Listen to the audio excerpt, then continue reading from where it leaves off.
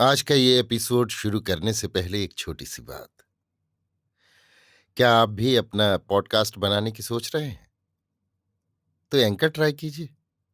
ये पॉडकास्ट बनाने का सबसे आसान तरीका है। नंबर 1, ये फ्री है। नंबर 2, इसमें कई सारे ऐसे टूल्स हैं जो आपको अपने फोन और कंप्यूटर पर रिकॉर्ड और एडिट करने की फैसिलिटी देते हैं। नंबर 3, आप अपने पॉडकास्ट को डिस्ट्रीब्यूट भी कर सकते हैं, जिससे इसे स्पॉटिफाई और दूसरे प्लेटफॉर्म पर सुना जा सके।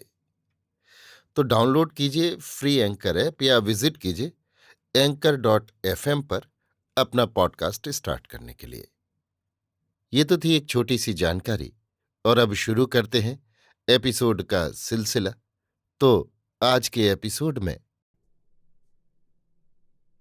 लीजिए सुनिए ओ हेनरी की लिखी कहानी कैलियोप का हृदय परिवर्तन, मेरी यानी समीर गोस्वामी की आवाज में।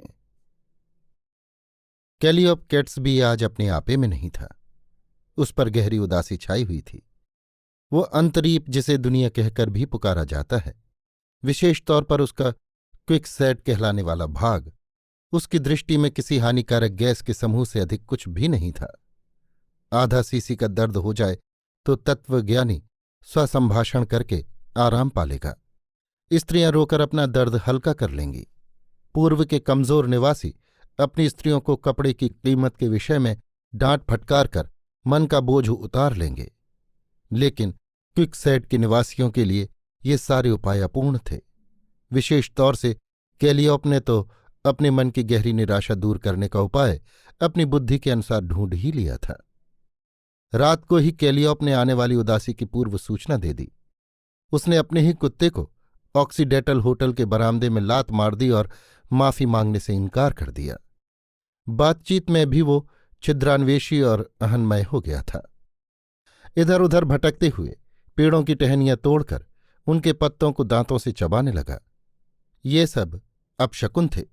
उसकी उदास वृत्ति के विविध स्तरों से परिचित लोगों को एक और लक्षण देखकर भी डर लग रहा था।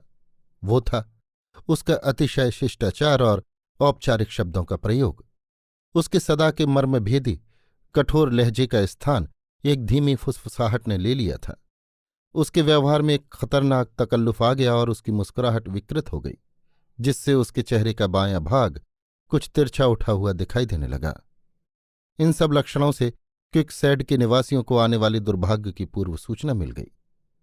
ऐसे समय कैलियोप अक्सर शराब पीना शुरू कर देता था।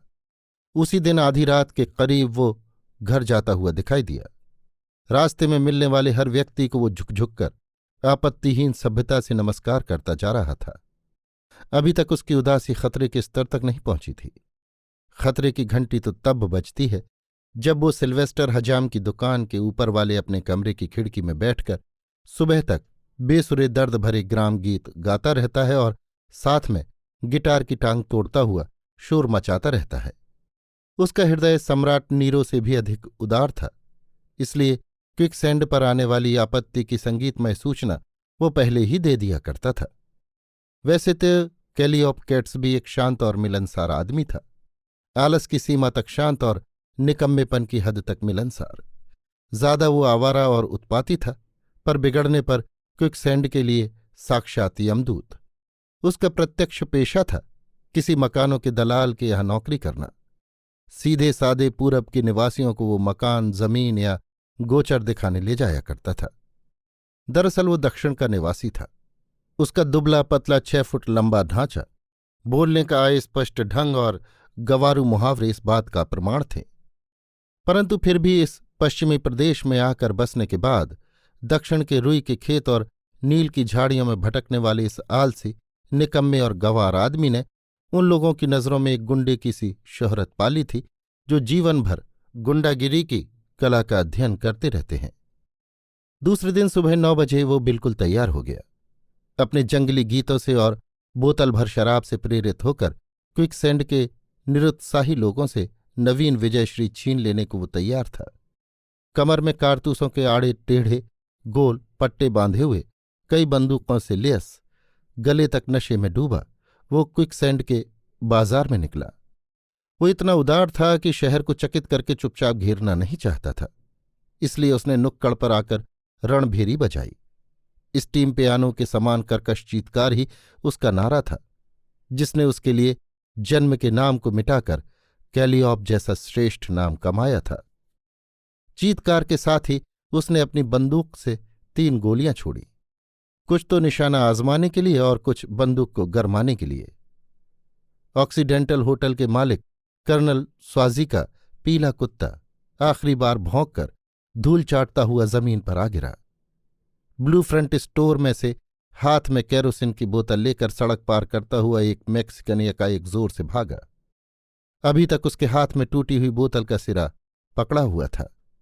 जज रायली के पीले और नीले रंग के दुमंजिले मकान पर लगा हुआ चमकीला वायुदर्शक पंखा कांपा, लड़खड़ाया और टूटकर नीचे की ओर लटक गया। तूफान आने पर भी यही हालत होती है। कैलियोप की बंदूक तैयार थी और हाथ सधा हुआ।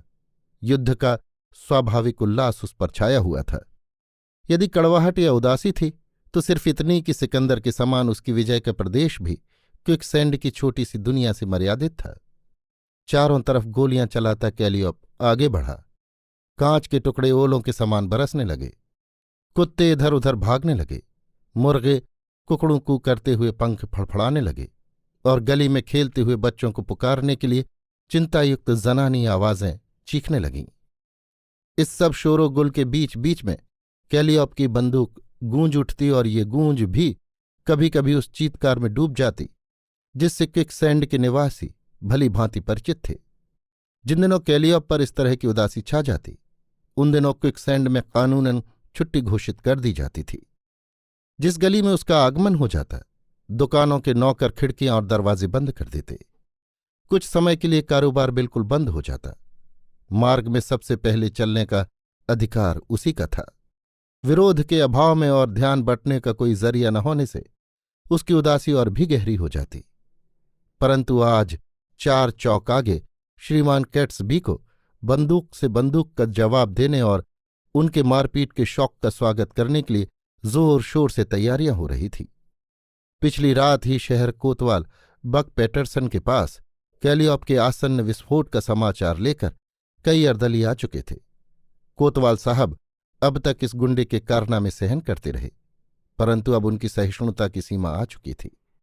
मनुष्य के स्वाभाविक उबाल को क्विकसैंड के निवासी सदा से कुछ नजरअंदाज कर देते थे, बशर्ते कि शहर के शांतिप्रिय निवासियों के जीवन से व्यर्थ खिलवाड़ न किया जाए और उनकी संपत्ति को बेकार नष्ट न किया जाए।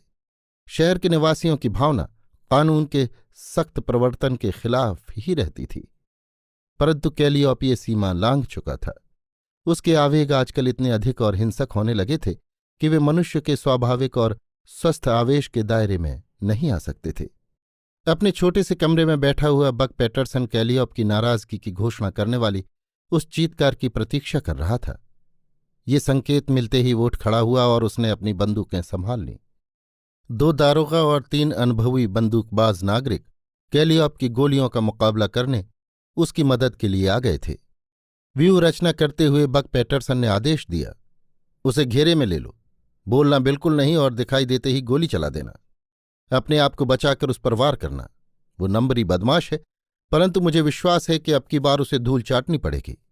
चारों ओर बिखर कर उसे घेर लो और देखो, लापरवाही बिल्कुल नहीं बरतना, क्योंकि कैलियोप का निशाना कभी खाली नहीं जाता। लंबा गठीला शरीर, गंभीर मुंह और आसमानी कमीज पर कोतवाल का पदसूचक चमकता बिल्ला लगाए हुए बक पैटरसन ने अपने साथियों को कैलियोप पर धावा बोलने की सूचनाएं दे दी। योजना ये थी कि आक्रमणकारियों को यथासंभव नुकसान न पहुंचकर भी उस यमदूत का पतन हो जाए। बदले की तैयारियों से बेखबर उन्मत्त कैलियोप धुआंधार गोलियों की बौछार करता आगे बढ़ रहा था कि एकाएक उसे सड़क के बीच में आड़ लगाई हुई दिखाई दी। कुछ खाली बक्सों के पीछे छिपकर कोतवाल और उसके एक साथी ने गोली चलाई। उसी समय दल के अन्य लोग बिखर गए और सावधानी से कदम बढ़ाते हुए इधर उधर की गलियों के मार्ग से कैलियोप को चारों ओर से घेर कर खड़े हो गए। गोलियों की पहली बौछार से कैलियोप की बंदूक का घोड़ा टूट गया। उसका दाहिना कान नीचे की ओर से थोड़ा चिर गया और कमर में लगे कारतूसों में से एक के फूटने से उसकी पसलियों में खरोंच आ गई। कैलियोप के लिए इन बातों ने मानसिक संताप से राहत देने वाली ताकत की दवा का काम किया और कमर कसकर अपने स्वाभाविक ढंग से चीत्कार करते हुए उसने प्रतिध्वनि के समान गोली का जवाब गोली से दिया। कानून के रक्षकों ने बचने की कोशिश की, परंतु एक दारोगा की कोहनी के नीचे एक गोली लग गई और गोली खाकर उड़े हुए लकड़ी के एक टुकड़े के लगने से पैटरसन साहब के गाल में से रक्त की धारा बह निकली। कैलियोप ने अब दुश्मन के हथकंडों का मुकाबला किया। एक क्षण में उसने ये निश्चय कर लिया कि किस मोर्चे से आने वाली गोलियों की बौछार सबसे कमजोर और लक्ष्यहीन है, और बीच सड़क से भागकर उसने दुगने आवेग से उस ओर धावा बोल दिया।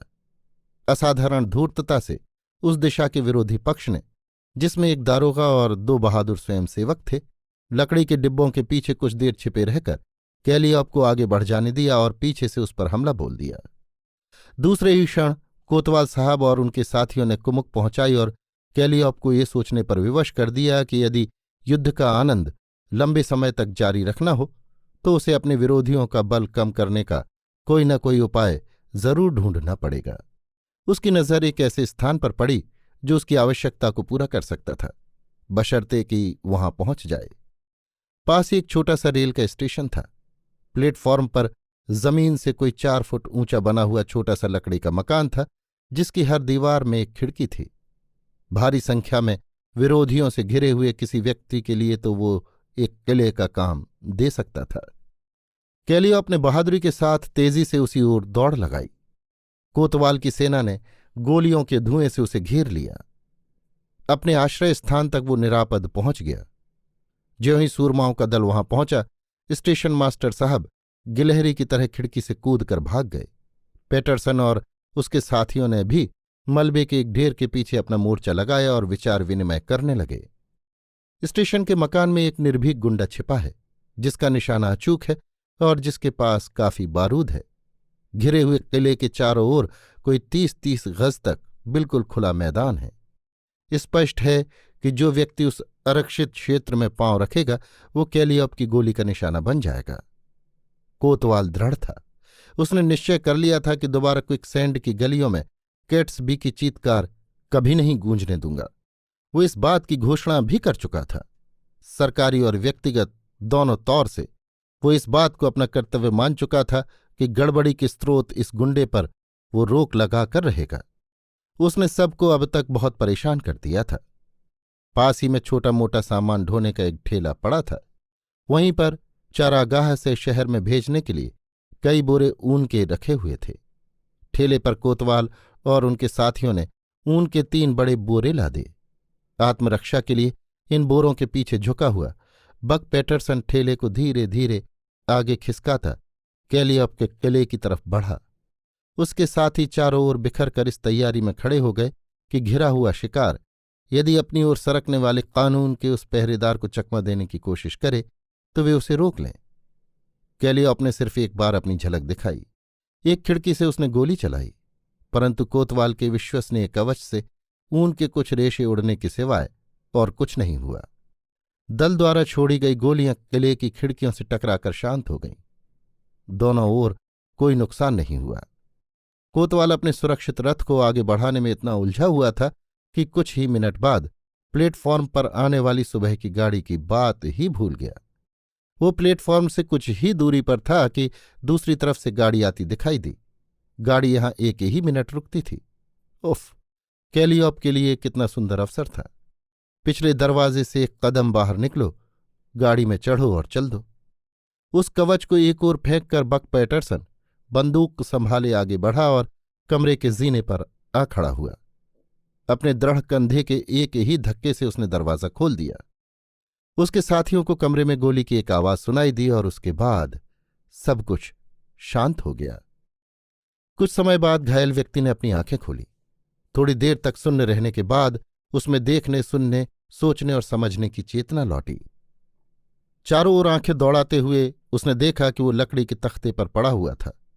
उद्विग्न मुख वाला एक लंबा आदमी, जिसके सीने पर शहर कोतवाल का पदसूचक बिल्ला लग रहा था, उसके ऊपर झुका हुआ था।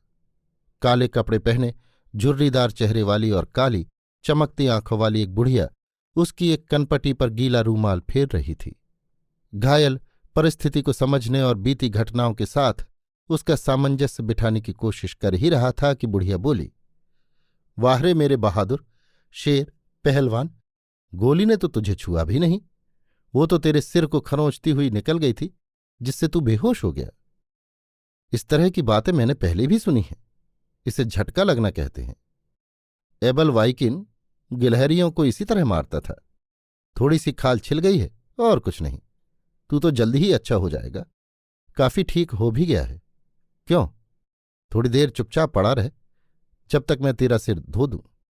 तू शायद मुझे नहीं जानता, पर इसमें अचरज की क्या बात है। मैं अभी अभी अपने लड़के से मिलने अलबामा से आई हूं, इसी गाड़ी से। मेरा बेटा भी काफी लंबा चौड़ा है। लगता है जैसे छोटा बच्चा तो वो कभी था ही नहीं। ये है मेरा लड़का। कुछ घूमकर बुढ़िया ने उस खड़े हुए आदमी की तरफ देखा और उसके जीर्ण चेहरे पर गर्व की एक मधुर मुस्कान बिजली की तरह चमक गई। नीली शिराओं से भरे हुए अपने रूखे हाथ में उसने अपने बेटे का हाथ भींच लिया। फिर नीचे पड़े हुए मनुष्य की तरफ उत्साह से मुस्कराते हुए वेटिंग रूम की टीन की बेसिन में रूमाल डुबो डुबो कर वो उसकी कनपटी पर रखने लगी। बुढ़िया स्वभाव से ही वाचाल थी। 8 साल से मैंने अपने लड़के को देखा तक नहीं। मेरा एक भांजा है, एल्कानाह प्राइस, जिसी रेलवे में बाबू है। उसने मुझे आने का पास ला दिया। मैं यहां 1 हफ्ते तक ठहरकर उसी पास से वापस जा सकती हूं। सोचिए तो, मेरा वो छोटा सा बेटा आज कितना बड़ा अफसर हो गया है। पूरे शहर का कोतवाल। ये कोतवाल तो सिपाही जैसी ही कोई चीज होती है ना। मुझे तो मालूम भी नहीं था कि वो एक अफसर बन गया है। अपनी चिट्ठियों में भी उसने इस बात का जिक्र तक नहीं किया। वो शायद ये सोचता होगा कि मेरे इस खतरनाक काम की वजह से मां को डर लगेगा, पर नहीं, मैं डरने वाली कहाँ। और उससे फायदा भी क्या। गाड़ी से उतरते ही मैंने बंदूकों की धड़ाधड़ सुनी और इस कमरे में से धुआं निकलता हुआ दिखाई दिया। पर मैं बिना किसी डर के सीधे यहां चली आई। खिड़की में से मैंने मेरे बेटे को झांकते हुए देखा और उसे तुरंत पहचान लिया। दरवाजे पर ही वो मुझे मिल गया। उसने मुझे अपनी बाहों में इतनी जोर से कस लिया कि मेरा तो दम ही निकल गया। तुम यहां बेहोश पड़े थे, मरे समान, और मैंने सोचा कि देखूं मैं तुम्हारी क्या मदद कर सकती हूं। घायल बोला, मैं अब बैठना चाहता हूं। अब मैं ठीक हूं। कुछ कमजोरी के कारण दीवार का सहारा लेकर वो बैठ गया। वो एक लंबा, चौड़ा, कठोर और मजबूत आदमी दिखाई देता था। उसकी स्थिर और तीखी आंखें रह रहकर सामने खड़े हुए मनुष्य की ओर उठ जाती थीं। उसके चेहरे का अध्ययन करते हुए उसकी दृष्टि कभी कभी उसके सीने पर लगे हुए कोतवाल के बिल्ले पर भी जा पड़ती थी। उसकी बाह को थपकते हुए बुढ़िया बोली, हाँ हाँ, तुम जल्दी ही अच्छे हो जाओगे, बशर्ते कि बदमाशी करना छोड़ दो और लोगों को गोली चलाने के लिए मजबूर न करो। जब तुम जमीन पर बेहोश पड़े थे तब मेरे बेटे ने मुझे सब कुछ बता दिया था। तुम्हारे ही जैसा तगड़ा बेटा मेरा भी है, इसलिए मेरी बातों से ये मत समझना कि मैं तुम्हारे काम में खामोखा टांग अड़ा रही हूं। मेरे बेटे को तुम्हें गोली मारनी पड़ी, इसलिए भी मन में डाह मत रखना। कानून की रक्षा और अपना कर्तव्य पूरा करने के लिए अफसरों को ऐसा करना ही पड़ता है, और बुरा काम करने वालों को भी ये सहन करना ही पड़ता है। इसलिए भाई, मेरे बेटे को दोष मत देना। उसका कोई कसूर नहीं है। वो तो हमेशा से बड़ा अच्छा लड़का रहा है, आज्ञाकारी, दयालु और सदाचारी। अब तुम कहो तो मैं तुम्हें कुछ राय दूं।